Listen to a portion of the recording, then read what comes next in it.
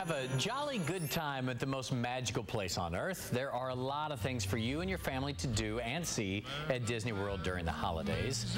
And there are a lot of people there. WDW radio host Lou Mongello joins us now with your all-access holiday Disney Pass. Lou, it's always great to see you here. All right, if anybody knows what's going on backstage, it's this guy right here. So let's start with Christmas Day. Is it really crazy crowded on Christmas Day? It is the busiest day of the year at Walt Disney World, by far. So they say if you're not in by 10-ish, you don't get in. Is that correct? Yeah, they will close the parks due to capacity, so get there early. When I say get there early, I don't mean get there when the park opens. I mean get to the park an hour before it opens. You better be standing in line to get into the park, one of those kind of stories? Yeah. Wow, that many people. What about some of the free holiday events? So if people don't want to go to Disney World, they want to do some of the other free activities. What have you found?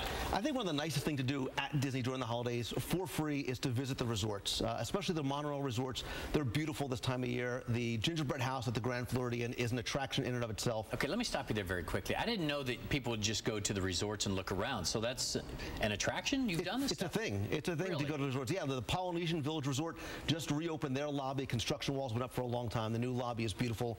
Great tree inside as well. So what do? Do you just go in the hotel and wander around and look around? Is that what people do? Yeah, so people do. They wander around, they take pictures, maybe get something to eat, hop on the monorail, stand in line, get a shingle from the Gingerbread House. And just do a big circle there on the monorail. That's pretty cool. I never thought about that.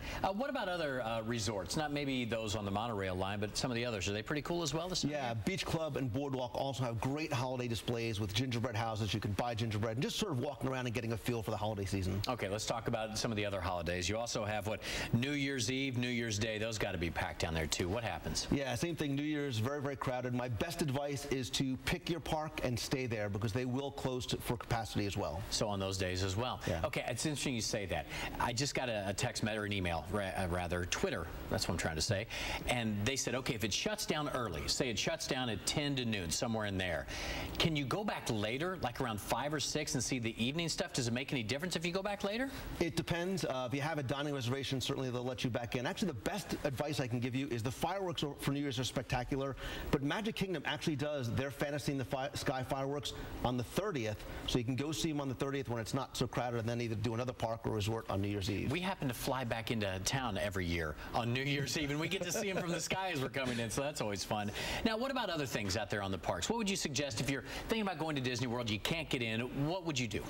I think, downtown Disney is undergoing a lot of construction for Disney Springs, but there's still a lot to do in terms of dining and shopping. I do love going to the resorts, and certainly the boardwalk, too, is a nice thing to maybe make a dining reservation somewhere and just enjoy wandering the resort. Now, if Disney World shuts down, that doesn't mean the other, like Epcot, some of those others, they're not at capacity, are they? So Magic Kingdom usually will. Epcot, not necessarily. I think the best way to enjoy the parks without as many crowds is to go to Disney's Hollywood Studios. There's a lot going on for both Christmas and New Year's, and obviously the Osborne Lights are going as well. Yeah, I was going to say, isn't that's where Osborne Lights are, right? Because that's what a lot of people want to do anyway.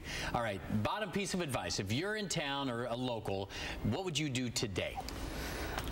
Put you on the spot here because he does everything. What would you do today? If you really wanted to go to the resort to Magic Kingdom, but go with expectations. Understand you're not going to be riding rides. You're not going to walk up to be our guest and be able to probably sit down. Go in with expectations. Just enjoy the atmosphere at the parks as opposed to trying to ride attractions. This is not a ride day, is what you're saying. Not necessarily. It's something else. Lou, always great to see you. Hey, what's your website so people can check you out? WDWradio.com. If you want to know everything behind the scenes, this is a guy you got to follow right here on Twitter as well. He knows everything down there. Lou, great to see you. Thank you. Merry Christmas. Good to see you. All right, 9:27. We'll be right back.